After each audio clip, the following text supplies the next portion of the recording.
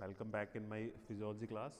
So, in our previous classes, we were seeing about the SAR. So, SAR is an important question that comes in the exam either for 10 marks or the 5 marks. Generally एक question exam में ज़रूर आता है और जब आपको पता ही है कि 8 तरह के सार होते हैं, रस, रक्त, मांस, मेद, अस्थि, मज्जा, शुक्र और सर्वसार. बट एक्चुअली क्या होता है कि एग्जाम में जब क्वेश्चन आएगा तो यू विल बी कन्फ्यूज कि वो रससार पुरुष का श्लोक आपने याद किया था या रक्तसार का. तो सारे एक जैसे हैं और आप कंफ्यूज हो जाते हैं. ठीक है, तो आपको करना क्या है, आपको बेसिकली इस श्लोक को समझना है.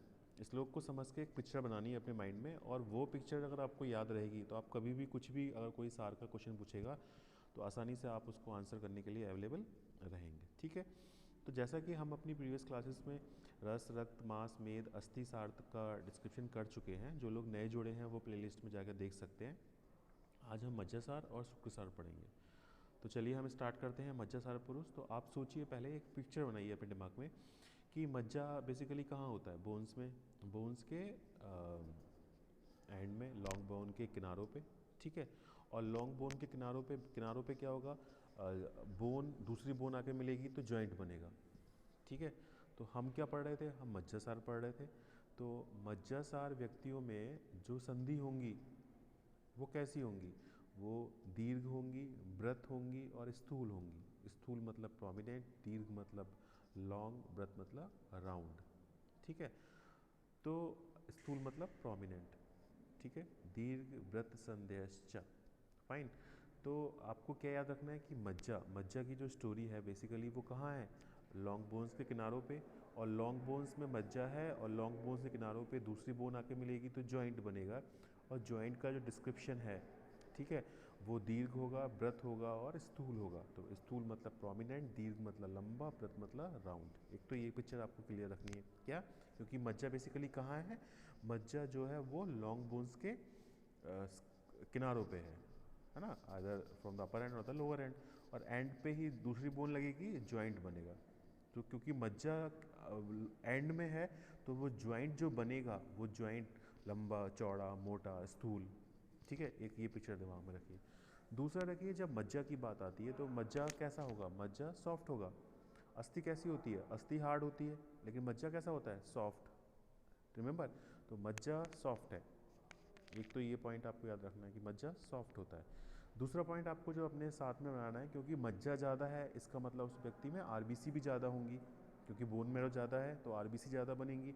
जब आरबीसी ज़्यादा बनेंगी तो वो व्यक्ति जो है वो कैसा होगा, पावरफुल, बलवान. ठीक है, अब बेसिकली आपने ये पढ़ा कि मज्जा सॉफ्ट होता है.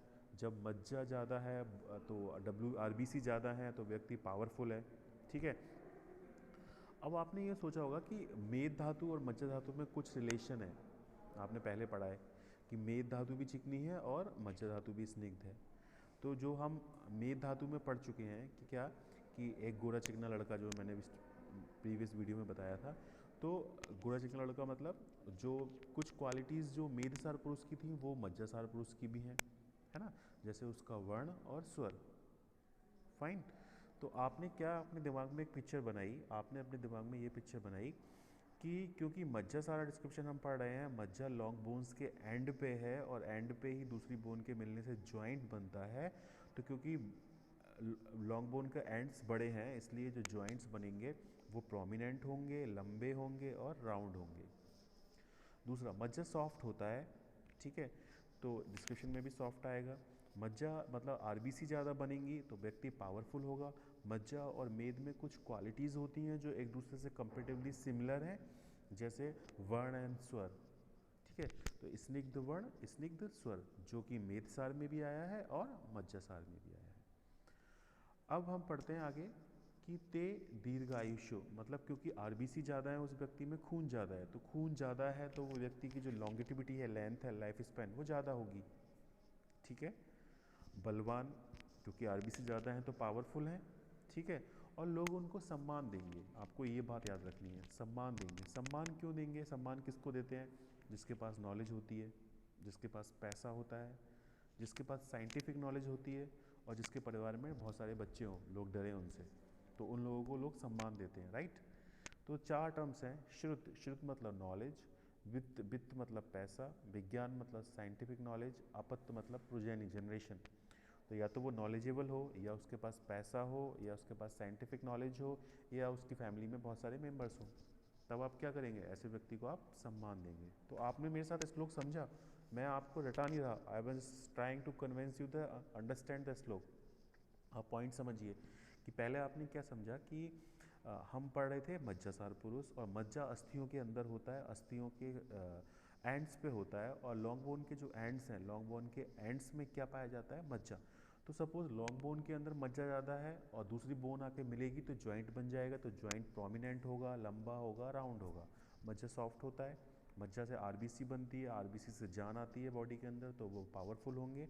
मज्जा और मेद में कुछ सिमिलरिटी है जिसकी वजह से वर्ण और स्वर मेद जैसा होगा, ठीक है। और हमने क्या पढ़ा कि क्योंकि आरबीसी ज़्यादा है, ब्लड ज़्यादा है, तो उस व्यक्ति की लाइफ स्पेन ज़्यादा होगी, और हम उसको रेस्पेक्ट देंगे ऐसे व्यक्तियों को। क्यों देंगे रेस्पेक्ट, क्योंकि वो व्यक्ति नॉलेजेबल हैं, उनको साइंस की नॉलेज है, उनके पास पैसा है, और उनकी फैमिली में बहुत सारे मेंबर्स हैं, ठीक है। अगर आपको इतना याद है तो आई एम डैम श्योर, मैं आपसे शर्त लगा सकता हूँ आपको श्लोक याद है, ठीक है। अब चलिए कैसे, वो मैं आपको बताता हूँ। तो दिस इज़ द पॉइंट कि श्लोक बुक तो आपको साथ लेके बैठनी पड़ेगी, क्योंकि आपको एक बार श्लोक देखना है। आप मुझे सिर्फ सुन के करना चाहते हैं तो वैसे भी कर सकते हैं, ठीक है। तो वॉट द श्लोक सेज मृदुअंगा बलवंता स्निग्ध वर्णस्वरा स्थूल दीर्घ व्रत संदेहश्च मज्जासारा ते दीर्घायुषो बलवंता श्रुत वित्त विज्ञान आपत्त सम्मान भाजस भवंती। दिस इज द श्लोक फ्रॉम चरक संहिता विमानस्थान 8 चैप्टर रोग विसर्जति विमान अध्याय। तो मैंने आपको बोला था ना कि जब भी मज्जा आपके दिमाग में मज्जा की पिक्चर आएगी तो आपको क्या याद रखना है, सॉफ्ट। तो दैट इज मृदुअंगा, दैट इज मृदुअंगा।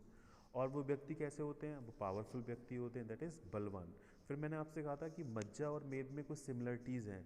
क्या सिमिलरिटीज़ हैं कि उनका वर्ण और स्वर दोनों स्निग्ध होगा, तो स्निग्ध वर्ण स्निग्ध स्वर। फिर मैंने आपसे कहा था कि जॉइंट्स की बात करते हैं, तो स्थूल दीर्घ व्रत संदेहश्च, स्थूल दीर्घ व्रत संदेहश्च मज्जा सारा, ठीक है। सेकेंड लाइन, क्योंकि उनके अंदर बोन मैरो ज़्यादा है, आरबीसी ज़्यादा है, तो लाइफ स्पैन ज़्यादा होगा। तो दीर्घायुष्यो, जो फर्स्ट लाइन का सेकंड वर्ड था बलवंता, वही सेकंड लाइन का सेकंड वर्ड है बलवंता। तो ते दीर्घायुष्यो बलवंता। लोग ऐसे लोगों को रेस्पेक्ट देते हैं, why they are giving the respect, क्योंकि वो नॉलेजेबल हैं, उनके पास पैसा है, उनके पास साइंटिफिक नॉलेज है, और उनकी फैमिली में जनरेशन में बच्चे ज़्यादा हैं, में फैमिली मेम्बर्स ज़्यादा हैं, दैट इज़ अपत्त। तो श्रुत वित्त विज्ञान आपत्त सम्मान भाजस भवंती। Shloka is complete, is it और नॉट। तो आपको श्लोक रटना नहीं है, you have to understand the shloka. When you will understand the shloka, आप बस श्लोक के वर्ड्स को जोड़ते जाइए। मज्जासार आएगा कभी भी तो आपको क्या याद रखना है कि मज्जासार मतलब सॉफ्ट, दैट इज मृदुअंगा। पावरफुल बलवंता। मेद के साथ सिमिलरिटी स्निग्ध वर्णस्वरा। जॉइंट्स की बात करते हैं, स्थूल दीर्घ व्रत संदेश्च मज्जासारा ते, क्योंकि आरबीसी ज़्यादा है, हीमोग्लोबिन ज़्यादा है, तो लाइफ स्पैन ज़्यादा होगा, दीर्घायुष्य। जो फर्स्ट लाइन का सेकंड वर्ड था बलवंता, वही सेकंड लाइन का सेकंड वर्ड है बलवंता। आप उनको रेस्पेक्ट दे रहे हैं, क्यों, क्योंकि श्रुत है, वित्त है, विज्ञान है, आपत्त है, इसकी वजह से सम्मान भाजस भवंती। Shloka is complete, is it और नॉट। तो आप बस श्लोक को समझिए, जब आप श्लोक को समझेंगे उसके बाद जोड़ के आपको खुद लिखना है, ठीक है। श्लोक के रटने के पीछे नहीं भागिएगा, अगर आप श्लोक रटेंगे तो एग्ज़ाम में आएगा मज्जासार, लिख के आएंगे आप मेथसार, आई एम डैम श्योर।